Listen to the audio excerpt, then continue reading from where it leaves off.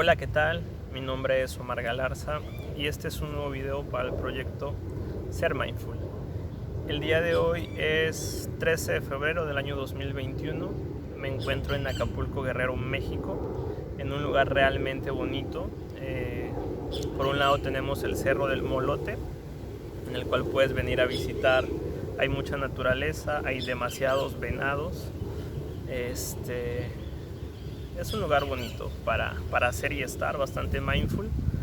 Y por otro lado, atrás de mí puedes darte cuenta que está un campo de golf.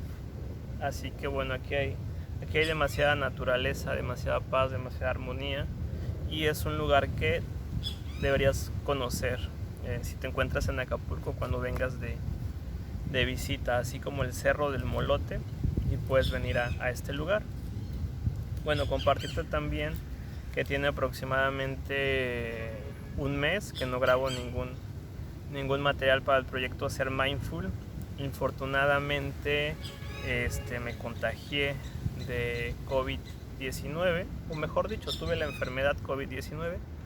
Lo que me contagió fue el SARS-CoV-2. Y bueno, afortunadamente, pues cuando yo estaba en aislamiento, imaginaba cómo sería el momento cuando lo estuviera contando en el proyecto Ser Mindful, porque el estarlo contando mientras lo estoy grabando significa que ese proceso ya pasó. Así que bueno, afortunadamente pues estoy hablando de este tema. Pues fue muy... Afortunadamente todo salió bastante bien.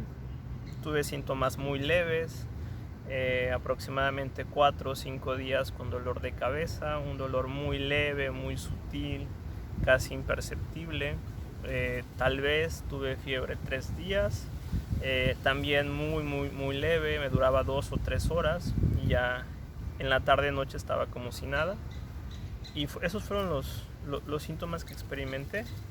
Dolor de cabeza principalmente, pero muy leve, un poco de fiebre tal vez, porque no tuve un termómetro para comprobar si tenía fiebre o no, pero sí la temperatura de mi cuerpo se sentía diferente, sentía ese cansancio que solemos tener cuando tenemos fiebre, así que por eso hipotetizo que tenía fiebre.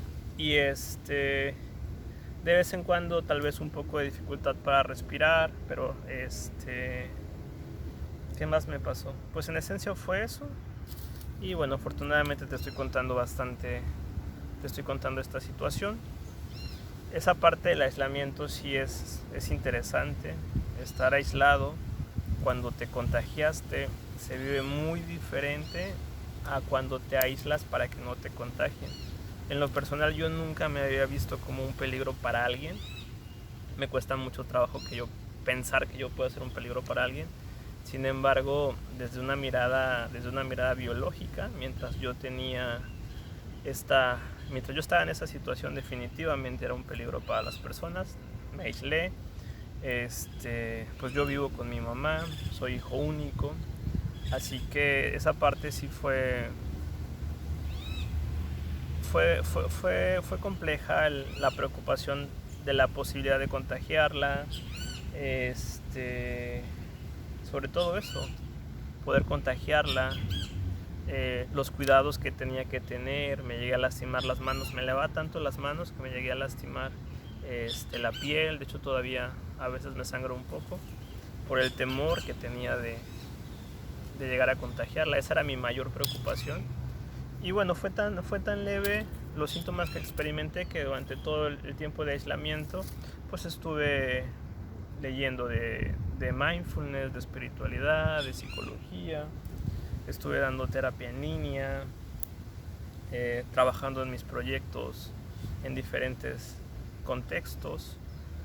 Y sí, dato interesante, sí tuve pensamientos catastróficos, aún sabiendo pues que en mi perfil es bueno, no la edad, no tengo ningún problema médico importante. Aún así tuve pensamientos catastróficos acerca de mí mismo, acerca de mi mamá, acerca del futuro. Sin embargo, pues esos pensamientos los tenía y no me generaban ningún tipo de malestar. Los tenía, los observaba, los dejaba ir y ya, o sea, bastante mindful. Y ahí se comprueba muchas teorías de psicología, ¿no? Que los pensamientos automáticos no los controlamos, pero sí podemos controlar la forma en que nos relacionamos con ellos. Así que sí tuve pensamientos catastróficos acerca de la situación que estaba viviendo. El aislamiento es pues el aislamiento, la mayor parte del tiempo la pasé en mi cuarto. En las noches iba a la azotea a observar las estrellas y a maravillarme con la belleza del cielo, de la luna, del universo. Eran como mis actividades, estar en mi cuarto leyendo, estudiando, aprendiendo. Netflix, tengo pues, tableta, PlayStation, el PlayStation 3 todavía. Casi no juego videojuegos, pero lo utilizo para Netflix o para otro tipo de cuestiones. Tableta, libros, tengo bastantes cosas para entretenerme en el cuarto. Y bueno, gracias al infinito apoyo y a los cuidados de mi mamá, pues fue no sencillo, pero fue un aislamiento bastante tranquilo. Por supuesto que hubo días que sí me desesperé. También meditaba bastante. Y bueno, afortunadamente ya pasó y te estoy contando esta situación. Espero que todas las personas que vayan a pasar por este aislamiento lleguen físicamente, económicamente, psicológicamente, socialmente, médicamente, espiritualmente a ese momento bien, estables. De lo contrario, sí debe ser bastante complicado estar en un aislamiento si alguno de esos factores no está bien. Y bueno, infortunadamente pues muchas personas tienen diversas dificultades en muchos de esos ámbitos. Así que bueno, espero que las personas ojalá no se contagien, y en el supuesto que les llegue a suceder, pues que su aislamiento sea lo más llevadero posible. Y bueno, eso era lo que te quería compartir, porque no grabé en casi un mes el proyecto Ser Mindful. Y bueno, ya después de contarte mi historia acerca de esta situación que me tocó vivir, ahora sí vamos con el nuevo video. En esta ocasión sí tengo un pequeño acordeón, normalmente no grabo con nada, pero sí hice un pequeño acordeón. El video del día de hoy se va a llamar la forma en que te relacionas y respondes al dolor es lo que va a transformar tu vida, ¿ok? Y bueno, hay muchas cosas que decir del dolor, ¿no? Cuando hablo del dolor no me refiero específicamente al dolor físico, sino me refiero al dolor psicológico, ¿ok? Que se relacionan, por supuesto. Por dolor psicológico podemos entender las diversas emociones que puedas llegar a experimentar en tu vida y que tú consideras que esas emociones te lastiman, ¿sí? Por ejemplo, la tristeza, el miedo, la ansiedad, la frustración, la culpa, el remordimiento, la vergüenza, la tristeza, por mencionar algunas, ¿okay? La soledad, el vacío. Cuando las personas experimentamos ese tipo de emociones, normalmente pues nos generan dolor psicológico, ¿no? Pero también por dolor psicológico también podemos entender los pensamientos que podemos tener acerca de nosotros mismos, de la vida, del futuro, de los demás, ¿sí? Y las imágenes que nos llegan, los recuerdos, ¿sí?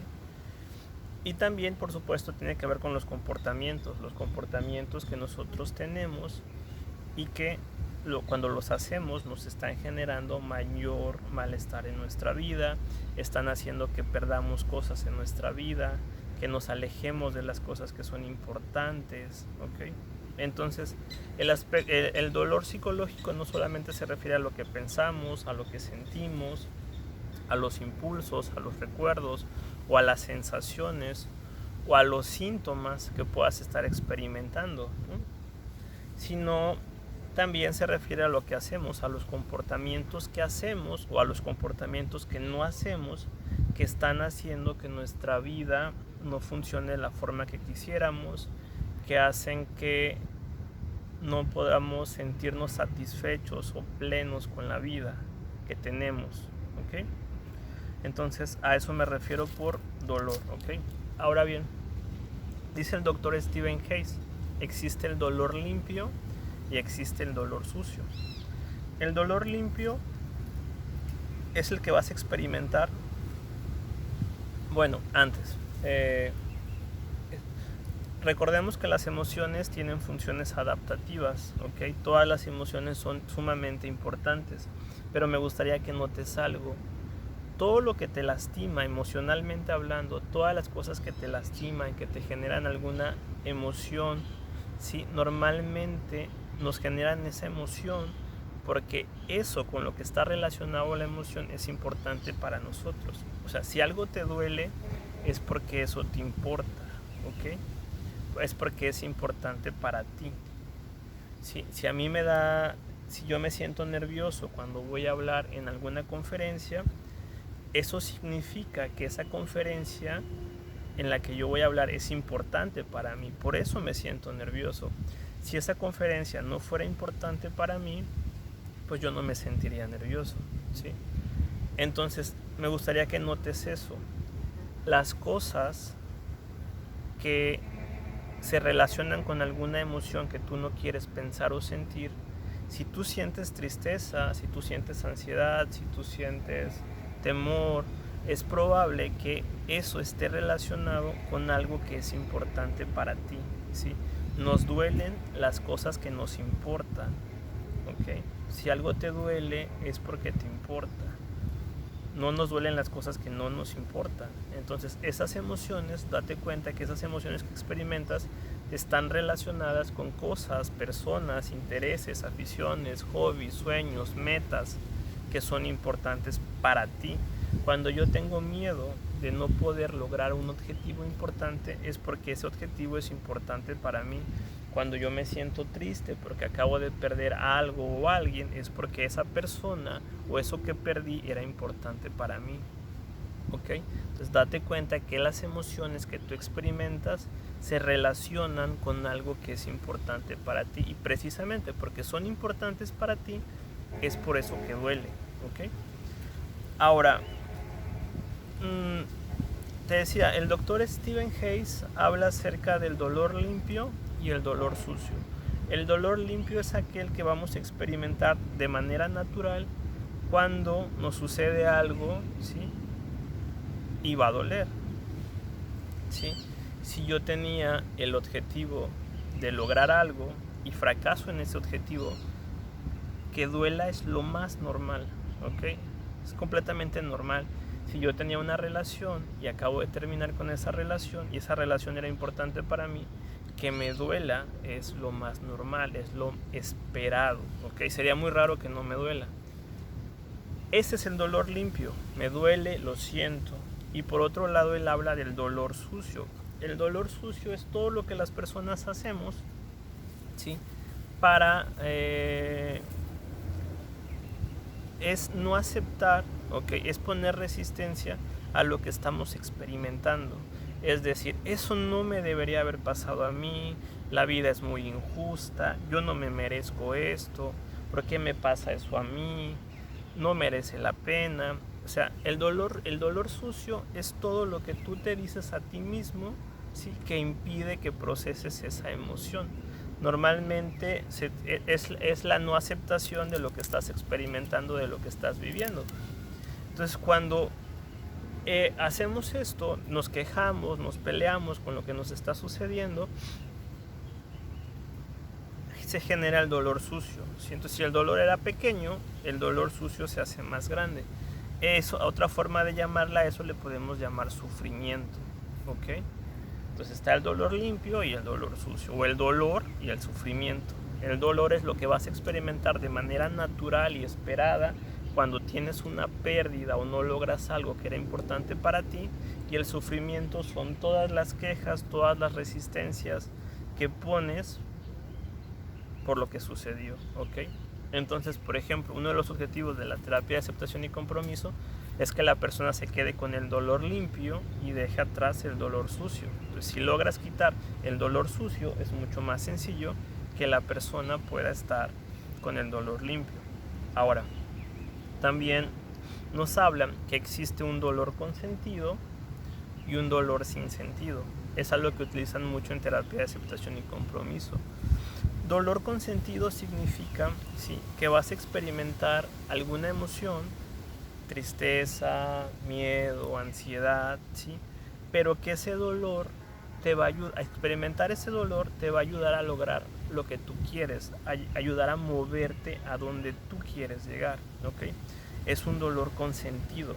¿Por qué con sentido? Porque experimentar ese dolor te acerca a las cosas que son importantes para ti, te acerca a ser el tipo de persona que quieres ser, te acerca a tener el tipo de vida que quieres tener. Por eso vale la pena experimentar ese dolor, ¿ok? Y el dolor sin sentido es cuando la gente experimenta dolor, pero ese dolor no le lleva hacia ningún lado. Ya lo expliqué en otro video. Cuando las personas experimentamos dolor, tenemos comportamientos problemáticos de regulación emocional. Vamos a encontrar a gente que se corta, que vomita, que consume alcohol, tabaco, drogas, ansiolíticos, que se quema, que se mutila, que intenta suicidarse, que golpea la pared, que golpea personas, que grita, que rompe cosas. Esa es la forma en que se relacionan con su dolor. Esas conductas que utilizan es para cambiar lo que están sintiendo, ¿no? Y por otro lado vamos a encontrar a personas que tienen otras formas de afrontamiento, personas que pueden meditar, que pueden ir a correr, que pueden ver televisión, que pueden ver una película, que pueden observar su emoción, que pueden experimentar su emoción, que pueden llamarle a un amigo, etc. Tendríamos que hacer un análisis funcional de cada comportamiento para saber si ese comportamiento lo acerca o lo aleja de lo que quiere lograr, ¿sí? Pero lo que quiero que notes es eso, que el dolor te puede acercar a lo que tú quieres lograr. No sé quién dijo esta frase, no tengo la certeza de quién la dijo, pero hay una frase que dice: quien tiene un porqué para vivir puede experimentar cualquier cómo. ¿Okay? Quien tiene un porqué para vivir puede experimentar cualquier cómo. O sea, si tú ya sabes qué o quién es importante en tu vida, qué aspiración, qué meta, qué objetivo, qué sueño, qué anhelo, qué deseas lograr, puedes moverte hacia ese lugar, inclusive experimentando dolor, experimentando pensamientos negativos. Eso es algo que se hace en la terapia de aceptación y compromiso. Se le enseña a las personas a moverse con dolor hacia las cosas que son importantes en su vida, ¿ok? Ahora, respecto en las 4 nobles verdades, en la primera a veces se malinterpreta que la vida es sufrimiento. No necesariamente es así. Hay cosas de la vida que efectivamente nos vamos a enfermar, vamos a envejecer, vamos a morir, vamos a perder a personas que son importantes para nosotros en el transcurso de nuestra vida, y eso nos va a generar dolor. Eso es verdad. Sin embargo, lo que Buda decía era que la forma en que los seres humanos nos relacionamos con el dolor, la forma en que los seres humanos nos relacionamos con las personas, con los objetos, con la vida, es lo que nos genera el dolor. No es que la vida por sí sola sea sufrimiento, sino la relación que establecemos a través de el deseo y el apego, ¿no? El desear las cosas y apegarnos a las cosas es lo que nos genera ese dolor, y el no experimentar ese dolor de una manera adecuada es lo que nos genera el sufrimiento. Pero no necesariamente la vida es sufrimiento, sino la forma en la que nos relacionamos con las cosas, deseo y apego, nos genera dolor, y el no aceptar el dolor o no saber convivir con el dolor o observar el dolor va a hacer que experimentemos sufrimiento. Y cuando alguien está experimentando sufrimiento, pues puede utilizar muchos comportamientos problemáticos de regulación emocional que ya hablé anteriormente, que cada vez que hace esos comportamientos para escapar o evitar o no sentir esas emociones, no tener esos pensamientos, no tener esas sensaciones o esa sintomatología del cuadro clínico que tenga, va a utilizar diversos comportamientos, y todos estos comportamientos, cada vez que los hace, lo aleja de la vida que quiere tener, lo aleja de la persona que quiere ser. Está perdiendo cosas en su vida, no está en contacto con cosas que son importantes, y cuando no estás en contacto con cosas que son importantes, pues la vas a pasar mal, ¿ok? Ahora, por ejemplo, en psicoterapia pasa algo muy interesante. Las personas cuando van a terapia, la razón por la que van a terapia es porque ya no quieren seguir sintiendo dolor, ¿sí? Ya no quieren seguir teniendo los pensamientos que le generan malestar, y tiene todo el sentido. Ese es el objetivo de estar en terapia psicológica. Sin embargo, puede pasar en algunas ocasiones, o seguramente en muchas ocasiones, dependiendo del modelo de psicoterapia, que curiosamente o paradójicamente lo que va a hacer el terapeuta, sobre todo desde terapias contextuales, por ejemplo terapia de aceptación y compromiso, modelos de intervención basados en mindfulness, ¿no? O inclusive en la terapia cognitivo-conductual tradicional o en terapia de conducta, lo que vas a hacer es que la persona experimente su dolor, ¿sí? O sea, la gente llega a terapia porque ya no quiere sentir miedo, tristeza, ansiedad, dolor, culpa, frustración, porque ya no quiere tener esos pensamientos negativos acerca de sí mismo, de la vida, del futuro. Y lo que tú vas a hacer como terapeuta, claro, dependiendo de la conceptualización del caso, es que la persona precisamente experimente esas emociones que no quiere experimentar, que tenga esos pensamientos que no quiere tener, pero lo vamos a hacer en un ambiente seguro, en un ambiente tranquilo, ¿sí?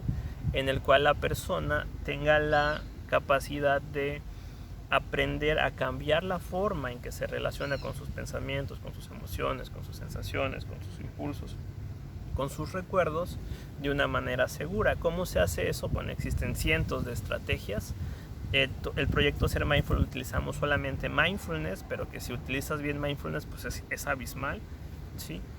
Y bueno, si la persona aprende a relacionarse con sus eventos privados, que se refiere a lo que piensa o siente, entre otras cosas, va a cambiar la forma, ¿sí?, en la que se relaciona y en la que responde.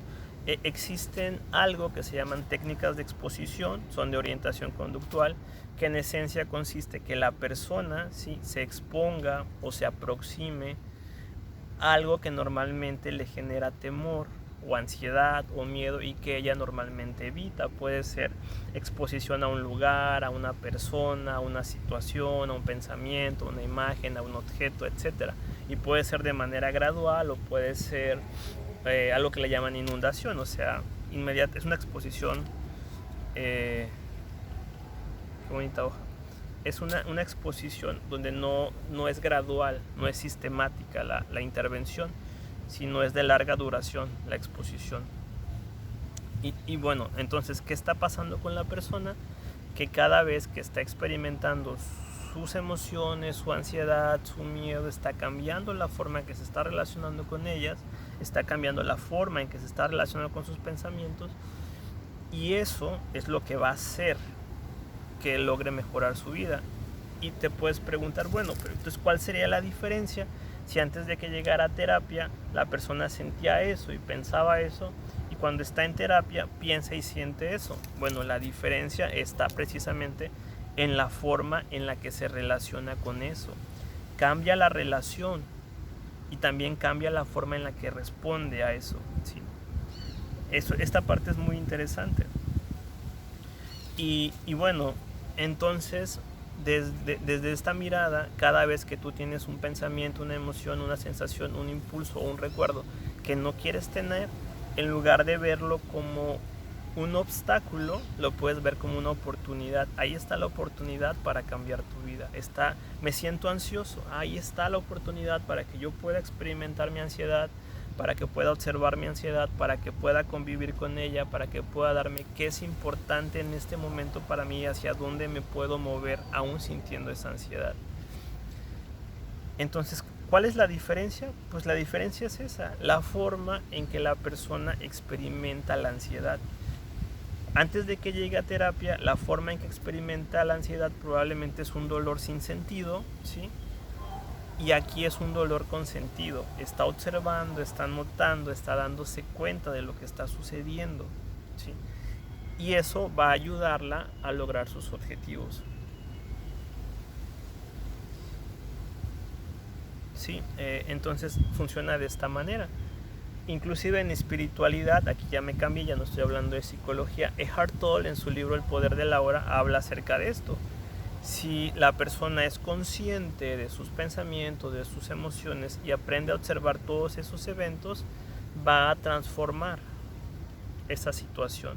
Y bueno, desde una explicación de espiritualidad, esto no es psicología, okay, es espiritualidad. El dolor en la vida de las personas es sumamente importante y necesario, porque desde espiritualidad el objetivo del dolor que las personas experimenten, ahí están los venados, no sé si los puedan notar, el objetivo del sufrimiento y del dolor es precisamente ayudar a que las personas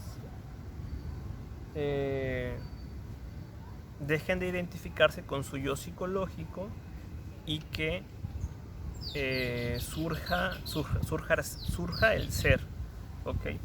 Es para que la conciencia despierte. Ese es el objetivo del dolor desde una mirada de espiritualidad. El dolor, el objetivo del dolor en la vida de los seres humanos es que la conciencia despierte, que el yo psicológico deje de estar presente y aparezca el ser, la conciencia, ¿ok?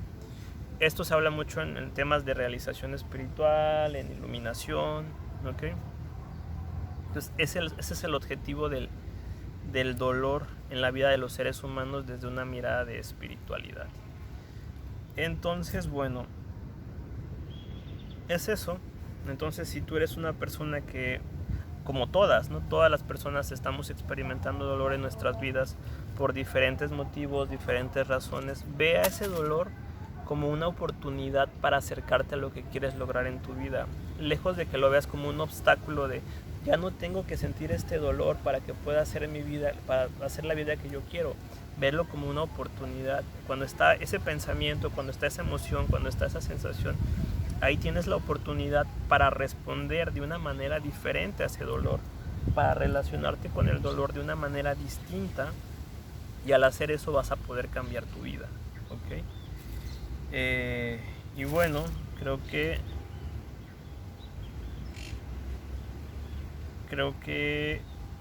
es todo de mi parte. Antes de que vengan los venados a atacarme, bueno, voy a grabar otro video. Entonces es eso, ¿sí? Aprende a relacionarte con el dolor, ¿sí? Si aprendes a relacionarte con el dolor de una manera adecuada, que ya he grabado 29 prácticas de mindfulness y de ejercicios, así que ya sabes cómo relacionarte con